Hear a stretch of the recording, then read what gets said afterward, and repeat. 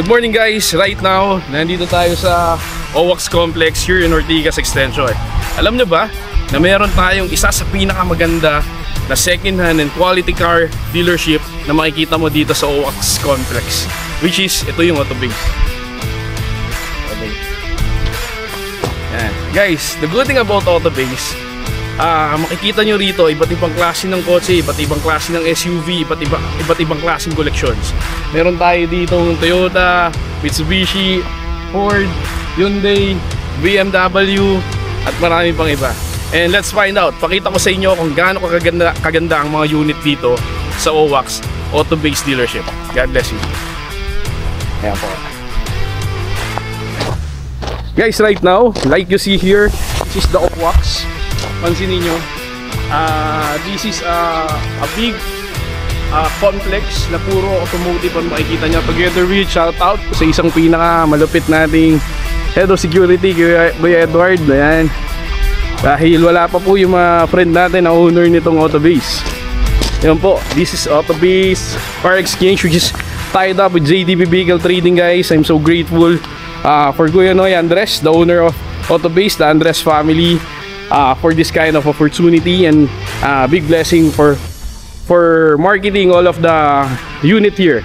We have the brand new, we have the quality used cars. Sobrang ganda, guys. This is the Hyundai van. Then right now we have the imported Staria.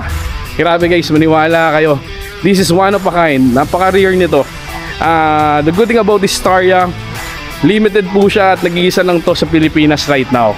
Imported pa po to from Korea. Then we have the sedan, the powerful Mustang, the muscle car.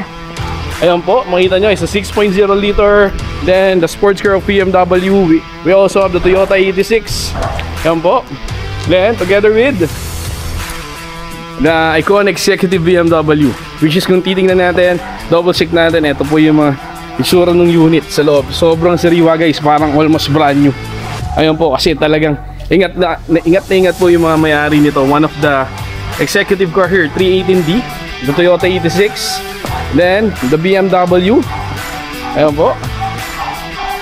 Ayan guys, then the Ford Mustang GT. Together with, meron din tayong mga iconic cars.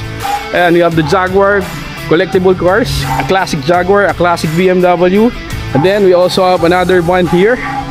Ayan, mamaya mention ko, lagay ko na lang sa description kung anong unit to. Then we have the Toyota Alphard, then we have the Ford Explorer.